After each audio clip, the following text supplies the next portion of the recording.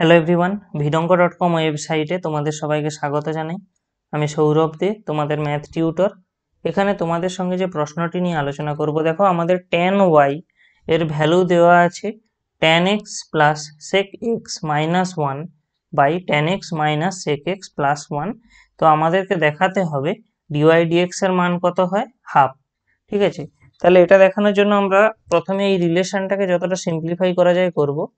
তো দেখো tan y equal to tan x plus sec x minus 1 by tan x minus sec x plus 1। তো আমরা এখানে হরের যে অংশটা সেটাকে আমরা কোনোভাবেই চেঞ্জ করছি না, আমরা লবে কি করব, কিছুটা ক্যালকুলেট করে সবকিছু চেঞ্জ করব।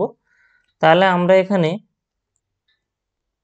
tan y এর মানটা কি পাবো, তাহলে দেখো আমাদের হরে যেমন আছে সেটা এরকমই হবে tan x minus sec x plus 1 এবং লবে হবে কত tan x plus sec x minus, আর এই 1 এর জায়গায় আমরা বসাতে পারি দেখো sec square x minus tan square x।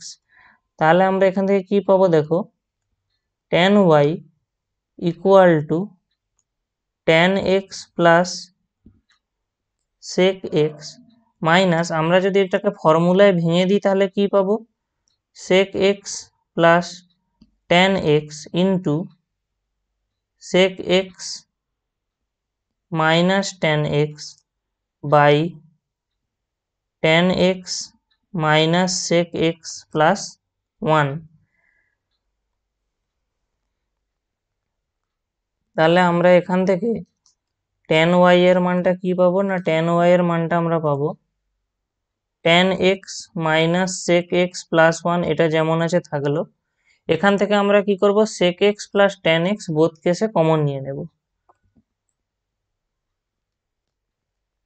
sec x plus tan x। তাহলে আমাদের এখানে কত থাকছে, 1 মাইনাস এই অংশটা থেকে যাচ্ছে, তো ওটাকে আমরা ক্যালকুলেট করলে 1 minus sec x plus tan x পেয়ে যাচ্ছি। একটু ভালো করে যদি লক্ষ্য করো, দেখো এখানে এই যে 1 minus sec x plus tan x আর এখানে tan x minus sec x plus 1, দুটো রাশি সম্পূর্ণরূপে একই, ফলে ওরা কি হবে, এখান থেকে কাটাকাটি হয়ে যাবে।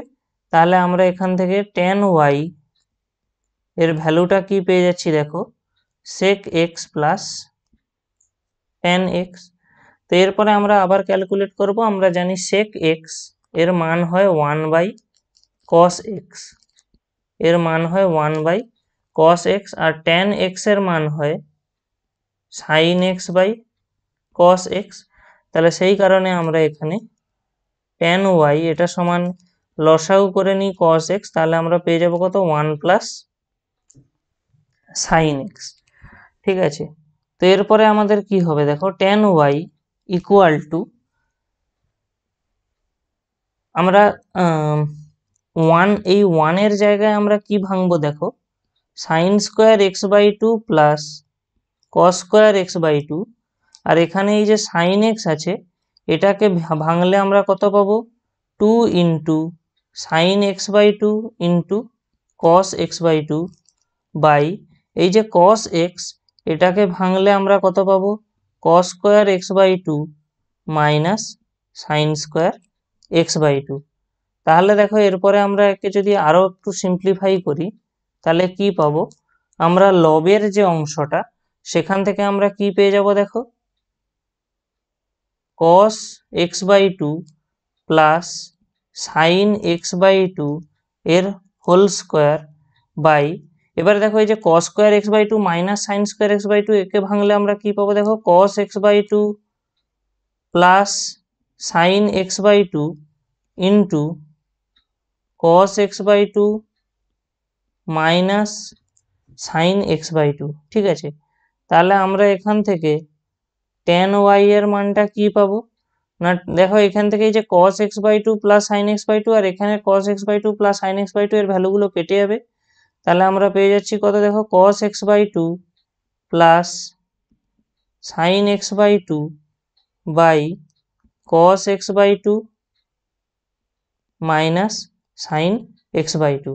তো এরপরে আমরা কি করব, এই যে এখানে থাকা এই যে cos x/2 এটা দিয়ে আমরা লব এবং হরে ভাগ করে দেবো, অর্থাৎ কি দেখতে আসবে এখানটায় cos x/2 plus sin x/2 by cos x/2 এবং হরেও হয়ে যাবে cos x/2 minus sin x/2 by cos x/2। তাহলে আমরা এরপরে কি করব, tan y ইকুয়াল টু আমরা ক্যালকুলেট হয়ে গেলে আমরা এখান থেকে পেয়ে যাবো দেখো 1 প্লাস, দেখো এখানের এই sin x/2 by cos x/2 হয়ে গেলে আমরা অ্যাকচুয়ালি কত পেয়ে যাবো tan x/2, আর এখানে হরের অংশটা আমরা পেয়ে যাবো 1 মাইনাস tan x/2, তাহলে 1 plus tan x/2 by 1 minus tan x/2। তাহলে আমরা যদি এখানে আরো ক্যালকুলেট করি, এটাকে আরেকটু ক্যালকুলেট করি, তাহলে কি পাবো দেখো tan y equal to tan π/4 plus tan x/2 by 1 minus tan π/4 into tan x/2। এটা কেন করলাম দেখো, অ্যাকচুয়ালি tan π/4 এর মান হলো 1, তাহলে আমরা এখানে 1 এর জায়গায় এটা লিখেছি, আর এখানে দেখো tan x/2 এর সঙ্গে আমরা 1 গুণ আছে ধরতেই পারি, তাহলে সেই কারণে আমরা এখানে সেই 1 এর জায়গায় tan π/4 করলাম। তো দেখো ডান দিকের অংশটা actually tan x plus y এর ফর্মুলা হয়ে গেছে, তো আমরা এটাকে কি লিখতে পারি tan π/4 প্লাস x/2। তা আমরা এখান থেকে y এর মান তাহলে কি পাচ্ছি দেখো tan inverse tan of π/4 plus x/2। তাহলে স্বাভাবিকভাবেই এখান থেকে আমরা y এর মানটা কি পেয়ে যাব, y এর মান আমরা পেয়ে যাব এখান থেকে π/4 প্লাস x/2। ঠিক আছে, তাহলে আমরা এরপরে dy dx করতে পারি উভয় পক্ষে। dy dx করলে আমরা একবার পেয়ে যাব ddx অফ π/4, আরেকবার আমরা পাবো ddx অফ x/2। তো এই অংশটা তো শূন্য, কারণ π/4 একটা ধ্রুবক, আর ধ্রুবকের অবকলন আমরা জানি শূন্য হবে। আর এই অংশটায় হাফটা যেহেতু ধ্রুবক বাইরে চলে এলে আমরা শুধু থেকে যাবে ddx অফ x, আর ddx অফ x মানে 1, তাহলে আমরা অ্যাকচুয়ালি কত পেয়ে যাচ্ছি এখান থেকে হাফ ইন্টু 1 অর্থাৎ হাফ। তাহলে dy dx এর যে মানটা আমরা পাচ্ছি সেটা কত হচ্ছে হাফ।